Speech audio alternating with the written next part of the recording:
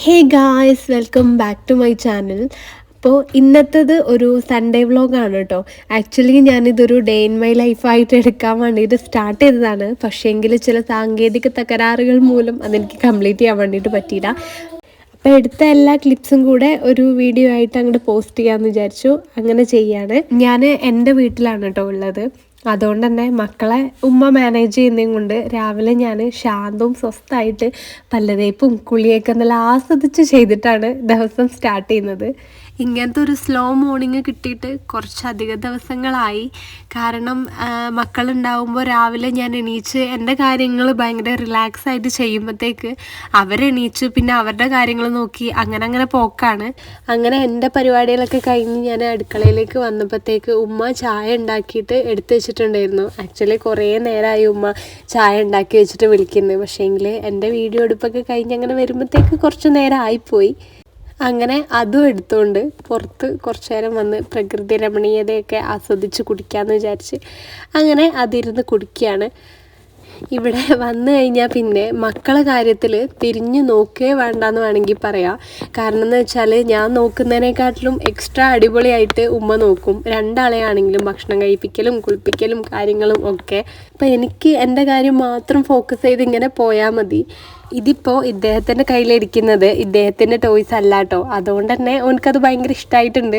നേരെ മറിച്ച് ഓൻ്റെതായിരുന്നെങ്കിൽ ആ ഭാഗത്തും കൂടെ തിരിഞ്ഞു നോക്കൂലായിരുന്നു. അങ്ങനെ ചായ കൂടി കഴിഞ്ഞപ്പോഴത്തേക്ക് മെയിൻ കോഴ്സ് എത്തിയിട്ടുണ്ട്. ഇതെനിക്ക് ഭയങ്കര ഇഷ്ടമുള്ളൊരു ബ്രേക്ക്ഫാസ്റ്റാണ് കേട്ടോ. കല്ലിൽ പരത്തിയിട്ടേന്നാണ് ഞങ്ങൾ പറയുക. ദോശക്കല്ലിൽ മാവ് ഇങ്ങനെ ഒരു ഒറോട്ടിയൊക്കെ പോലെ ഉണ്ടാക്കുന്ന ഒരു സംഭവമാണ്.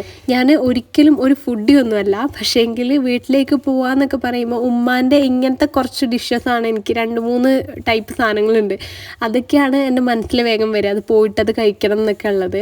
കഴിഞ്ഞ 2 മാസമായിട്ട് നമുക്ക് മഞ്ഞപ്പിത്തവും കാര്യങ്ങളൊക്കെ വന്നപ്പോൾ അതൊക്കെ കഴിഞ്ഞതിന് ശേഷം നമുക്കൊരു വിശപ്പ് വരാനുണ്ട്. ആ ഒരു വിശപ്പ് വന്ന ആ ഒരു ടൈമിലൊക്കെ ഉമ്മാൻ്റെ ഫുഡ് വല്ലാണ്ട് മിസ് ചെയ്തിരുന്നു കേട്ടോ.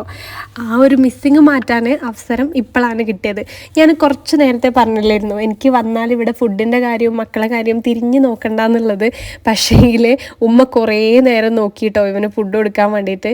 അങ്ങനെ ഒരു രക്ഷയില്ലാന്ന് കണ്ടപ്പോൾ എൻ്റെ കയ്യിലേക്ക് തന്നെയാണ് കേട്ടോ. ഒരു രക്ഷയില്ലാതായപ്പോൾ ഫോൺ കയ്യിൽ കൊടുത്താൽ അവിടെ അടങ്ങിയിരുന്ന് വാങ്ങിക്കോളുമല്ലോ എന്ന് വിചാരിച്ചിട്ടാണ് കൊടുത്തത്. പക്ഷേങ്കിൽ മൂപ്പരുടെ ശ്രദ്ധ അതിലേക്ക് മാത്രമായി എന്ന് വേണമെങ്കിൽ പറയാം.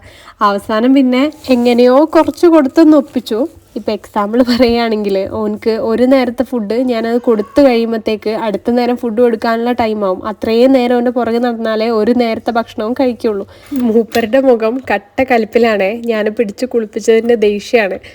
ഇന്ന് പോളിയോ ദിനമായതുകൊണ്ട് ഞങ്ങൾ അത് കൊടുക്കാൻ വേണ്ടിയിട്ട് അംഗൻവാടിയിലേക്ക് പോയിക്കൊണ്ടിരിക്കുകയാണ്.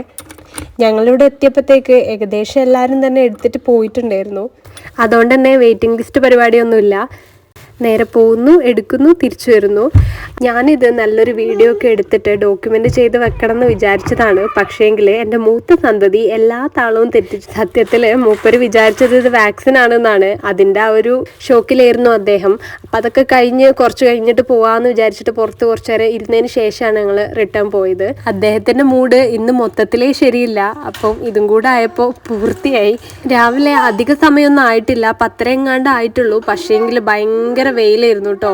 ഞങ്ങൾ വീട്ടിൽ നിന്ന് ഇങ്ങോട്ടേക്ക് അത്യാവശ്യം നല്ല ഡിസ്റ്റൻസ് ഉണ്ട് കേട്ടോ. അതുകൊണ്ട് വരുമ്പോൾ തന്നെ പകുതി ജീവൻ പോയി കിട്ടി. പിന്നെ പറയണ്ടല്ലോ വെയിലും. വീഡിയോൻ്റെ വലിച്ചു നീട്ടൽ ഒഴിവാക്കാമല്ലോ എന്ന് വിചാരിച്ചിട്ടാണ് ആ വീഡിയോസൊന്നും പിന്നെ ഇൻക്ലൂഡ് ചെയ്യാത്തത്. ഇതന്നെയാണ് ഞാൻ ചെറുപ്പത്തിൽ പഠിച്ച അംഗൻവാടിയും.